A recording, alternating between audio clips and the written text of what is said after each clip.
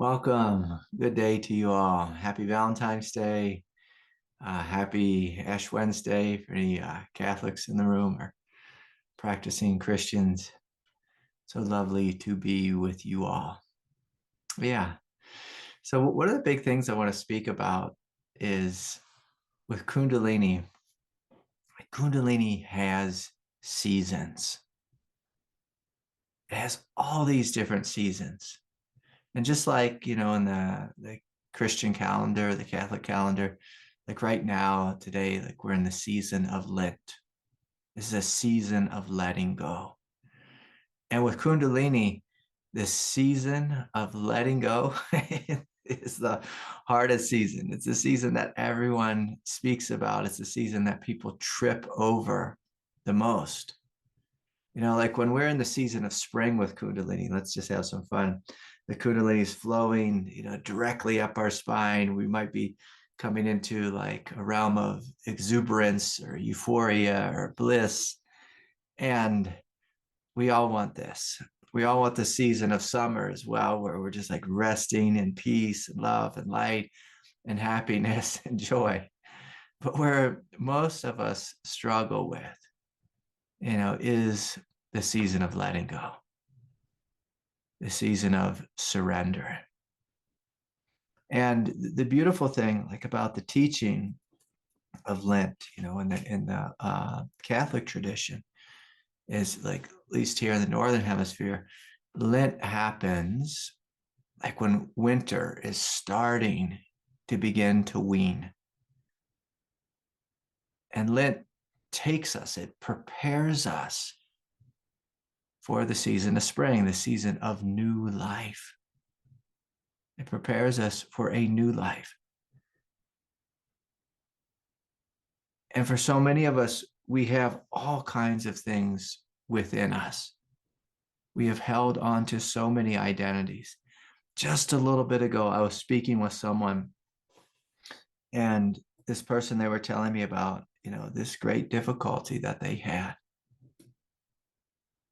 with a holy man in their life. And, the holy man, he was just rigid. And he had his way of doing things, and he had all his rituals, and he lived in a celibate way, and sometimes the holy man would speak to just the regular spiritual person. I don't know what they're called, the aspirant. And sometimes the holy man would come off as really judgmental and harsh or condemning.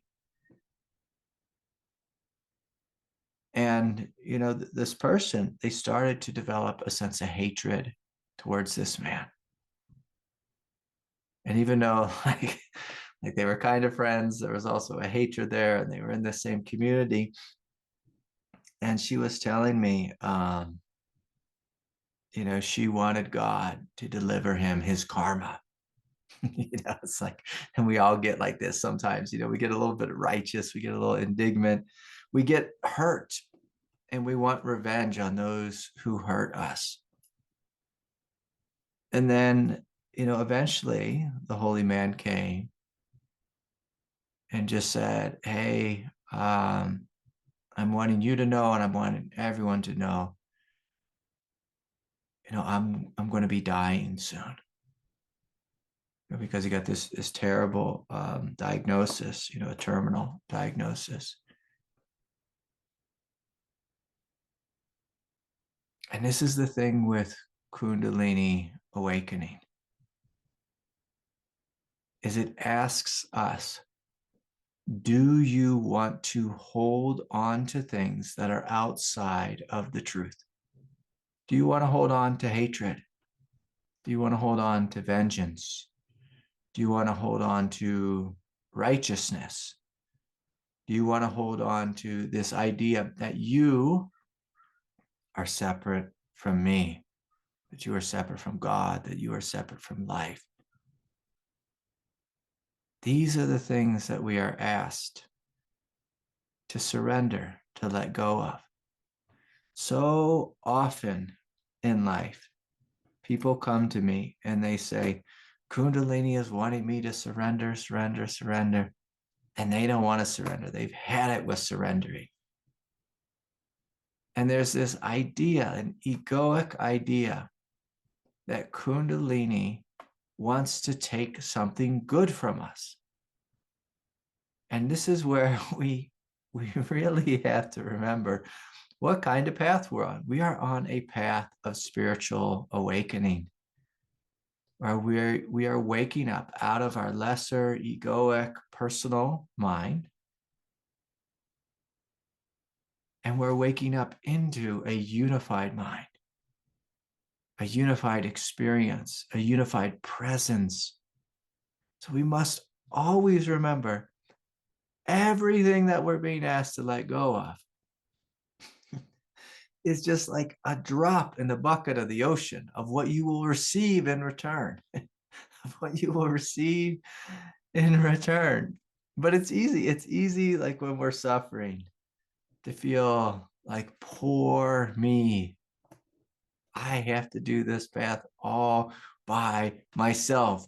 Nobody understands me. Nobody understands what I'm going through.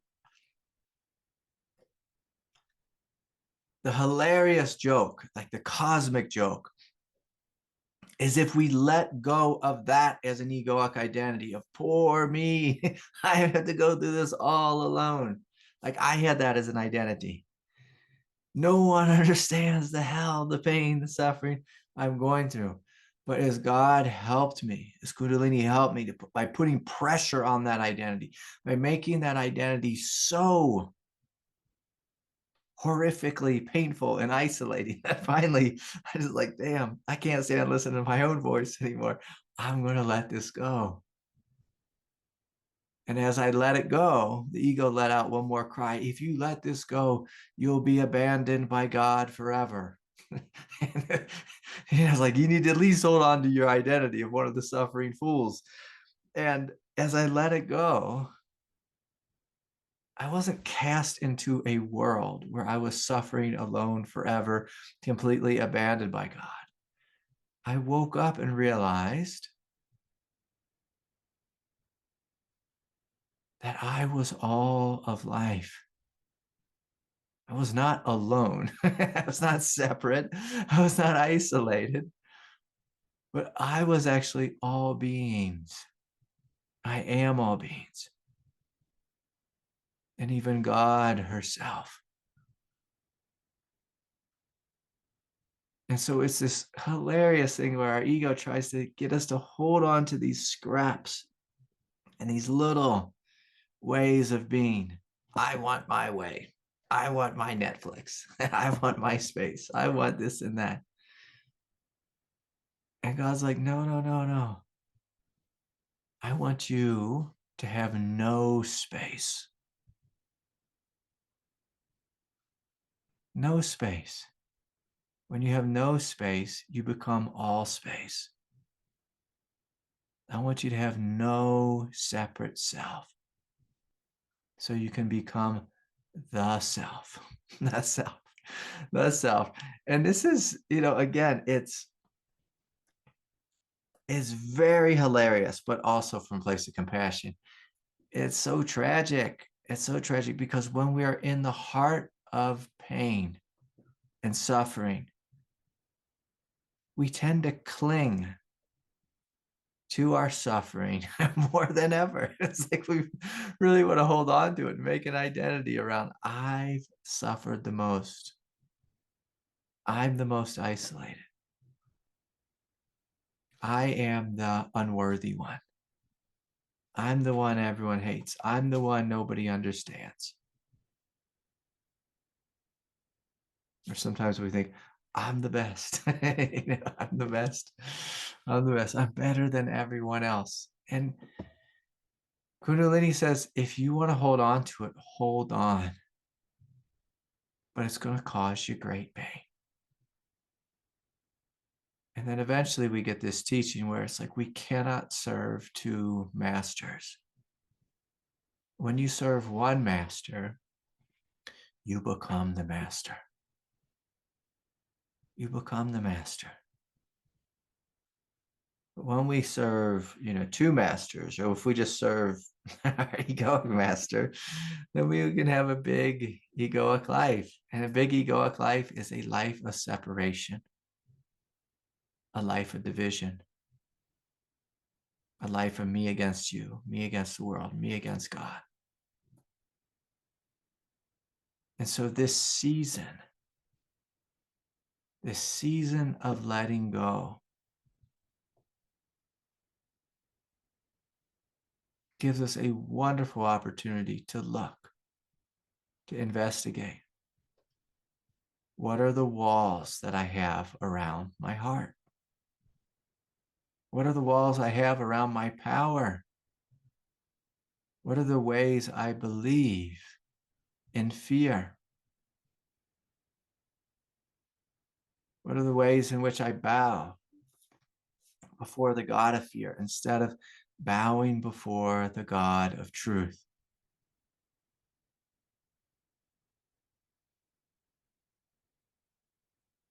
And on this most holy day, Ash Wednesday, it's our invitation to really reflect and see, how am I living outside of the truth? How am I living in opposition to truth?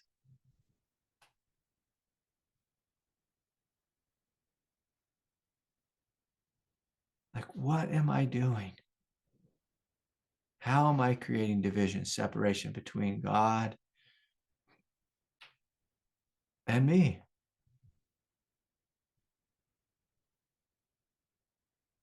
Like, what are the ways I'm being dishonest? And a very funny thing, it's a very funny thing when deeply spiritual people are dishonest. Like, some people love, they're so attached to lying in the name of being right. Like, lying in the name of being right. Like, again, I go back and forth about being political. I'm just going to be political right now, just for some fun. Let's see if I push some buttons here. It's like the Democratic Party here in the United States is making this massive lie. They're sending this guy to be the president again, and he is so old, he can barely speak. He doesn't even know where he is or what's going on. He is so like lost in his just like beginning to flow into dementia and old age. It's like, but the party's like, we're gonna keep sending them forward. It's just like, we're just gonna keep putting them forward. It's like, there's no plan, there's no thought, and they're all lying to themselves and lying to each other that like he's our man. I don't know whose man this guy is, but he's not our man. Like, he's not the man. He's an old guy. He needs to retire. He needs to go enjoy the final years of his life. He needs to be with his grandchildren. He needs to chill out, sit on a back porch, and just watch the wind blow. And we as spiritual people, we tell ourselves similar lies, where we believe that we can hold on to our ego and its manipulation and its games and still be spiritual somehow. And still say, I'm a student of the truth. I'm walking in the direction of the truth. We cannot hold both. And when we do so on the path of Kundalini, there is a very immediate, physical, visceral response. Like, if I do anything where I walk in the direction opposite of the truth, I feel like I'm just like walking in like the thickest tar, mud, quicksand. Like, I'm like, this is a sinking ship. And sometimes I'll do this. Like, sometimes, like my wife or my child will be like, Daddy, like, we need to do this. And in my heart, I'm like, this is not the truth. But, to give them an opportunity to learn, I'm like, okay, I'll go with you in this direction.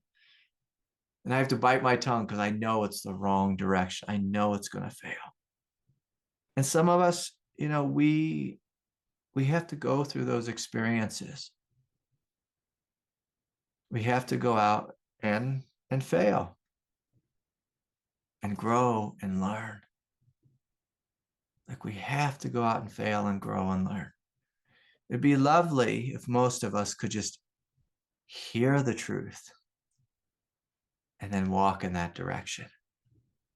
But as human beings, we normally don't do this. We hear the truth and then we're like, I'm going to try to keep getting my way, which is against the truth. I want to see if I can hold both. I'm going to see if I can pull this off. And this season of Lent, and again, I'm just using that as a metaphor. Season of Lent, the season of Kundalini, telling you it's time to let go. This season can be a short season if we let go, if we surrender, if we follow the truth, if we fall into alignment. We'll get a new life, a greater life, a greater life. But if we resist falling into alignment, we'll suffer and we'll complain and we'll say, I don't like this. And we might go into all kinds of beliefs. I'm unworthy. I am bad. I am wrong. My father taught me that I am a wretched little fool. And so I'm going to hold on to this belief that I'm a wretched little fool. While God is trying to show us that we are the light of creation. And every day I'm amazed at the things people want to hold on to.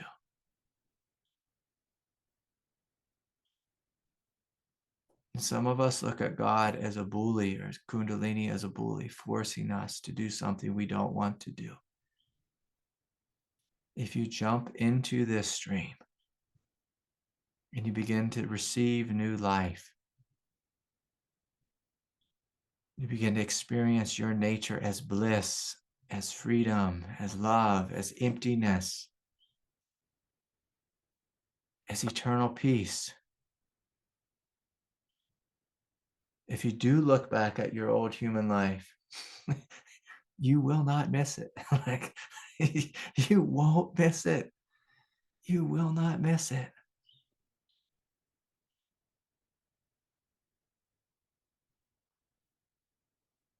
But the problem with our egoic nature is our egoic nature is loud. And it's convincing. It's convincing. Our mind tends to be the loudest voice in our consciousness. And this loud voice convinces us that we are separate beings. It convinces us that we have a way, that we have a will, that we have desires, that we have a truth that is separate from God's truth. And, if that's you, I can assure you that is not the way. And we can play with it. Sometimes we need to play with it. Like I just saw, it's just at Mass, and there's these in the very front row are the preschoolers, and the preschoolers, they walk into the church, the cathedral, and they're just like, their eyes are so wide open and they're not sure where they are. They know they have to be quiet, but they're not sure where they are. They're not sure what they are doing. And today, I saw them, they went up to the priest, and the priest is, putting the ashes on their, on their forehead. And they would just stand there and stare at the priest and like, I don't know what I'm doing.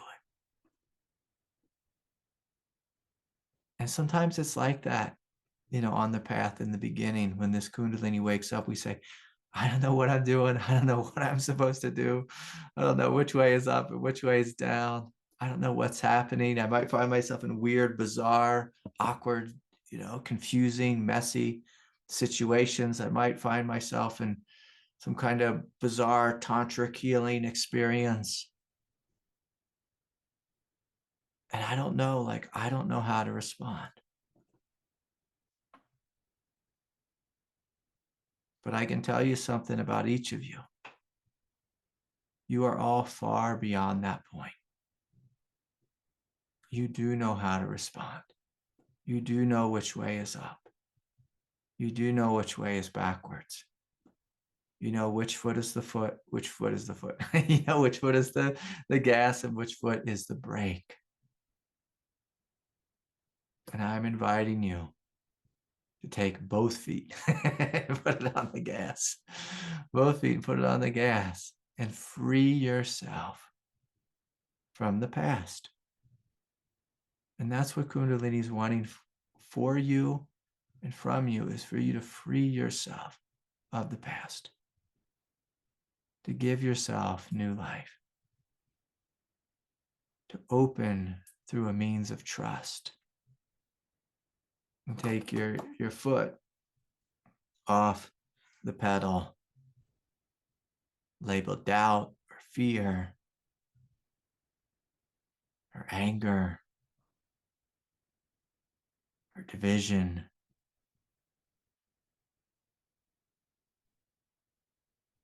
and to walk in the direction of that which is the highest.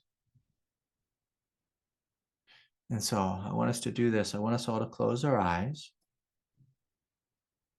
We're just going to work with a little meditation, a little inquiry. I want you to close your eyes, and I want you to bring your conscious awareness down into your root chakra. So the root chakra has to do with our relationship with the earth, our relationship with incarnating here on planet Earth. And so our root chakra gets out of alignment if we believe that we should be somewhere else, if we believe the world is unsafe, if we believe we're in constant danger, if we believe that we are an isolated being and therefore cannot trust. And so I invite you to feel into your root chakra and just see, is there anything in your root chakra you'd like to surrender?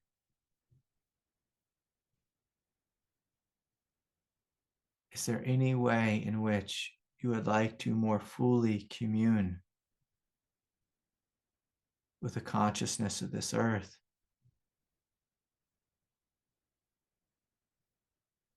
The non-dual reality of the ground of being. So many of us, we have fear that needs to be surrendered if we are going to commune with the ground of being. And so giving ourselves permission really to feel into the root chakra, notice if we're gripping, we're fighting, if we're resisting, and surrendering here. We're coming into the second chakra center, the heart. This is where things become slightly more personal. Do we have fear about being in relationship? Do we have fear around being loved, receiving love, being empowered, being the fullness of what we are, being fully our spiritual self, speaking our truth?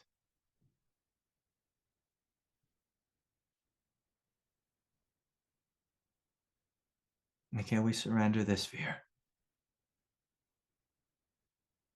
and begin to claim our authority as a divine being?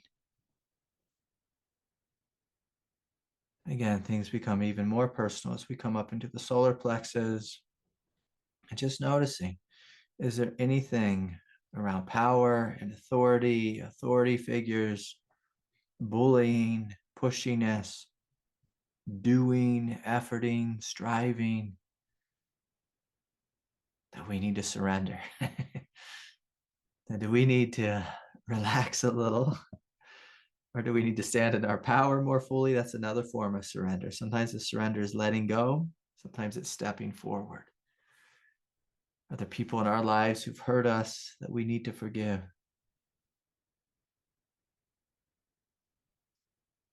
And so feeling into the third chakra center, just noticing, even noticing just on a physical level, am I gripping? Am I fighting? Am I resisting? And if so, can I soften, open, melt? Can I trust in these first three centers? And beautiful, coming up into our heart, feeling into the heart. and being honest about your heart. Is my heart open? Does my heart feel broken? Does it feel unloved, unlovable? Am I carrying around anger, hatred? Am I overwhelmed by desire and like a greediness in terms of relationship? Or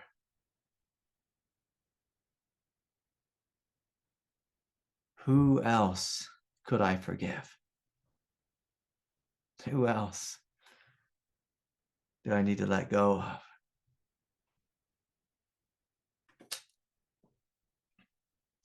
Some of us, we hold our ex-girlfriends, boyfriends, partners. We carry them in our heart for far too long. And so we can ask ourselves, can I let go? Can I surrender?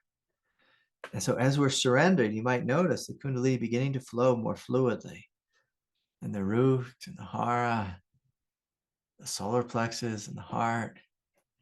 And so if we feel, this Kundalini coming up into our heart and expanding and filling our chest and flowing more fluidly, we see, oh yeah, the more I let go, the more love flows, the more light flows. And so if you feel into your throat chakra, you may notice if there's anything stuck in here, especially anything you've wanted to express or things that have been forced back down or repressed, often by father, sometimes by mother, by mean teachers, by priests, by spiritual communities or rules or cults or whatever. Is there any of that stuff that needs to be cleared out? So that the throat chakra is an open door between the heart and the mind. And are there any voices of judgment or harshness that I could let go of? Is there anything that needs to be grieved and released as we clear out the throat chakra? And continuing up the spine, feeling into the space of the mind, the third eye. Do I have beliefs that are unhelpful, that are limiting, that are small, that are veiling reality? Is there anything I'm believing? Do I have political identities, religious identities, spiritual identities, superego identities? I have a big, thick, heavy, dense mask. And am I willing to take this mask off and allow the vast, spacious presence to shine, unguarded, unmasked? And so finally, we open more fully in the crown chakra and just noticing, do I reject God? Do I have a sense of division between me and God? Do I trust in God? Do I trust in God's will? Do I trust in God's way? And so gently scanning the body, seeing, is there anything else out of alignment? And if so, can I surrender this? That the glory, the grace, the new life of Kundalini Shakti can flow through me, unencumbered, uninhibited, unblocked, just fully flowing, shining, radiating in all directions. And so beautiful, beautiful work, everyone. I hope there was lots of letting go and surrendering the things that we no longer need, the things that block us up and keep us stuck and slow us down. Life's too short to hold on to these. And so, as we continue to explore, the Lent season, let us continue to let go and open into the glory of this divinity that you are.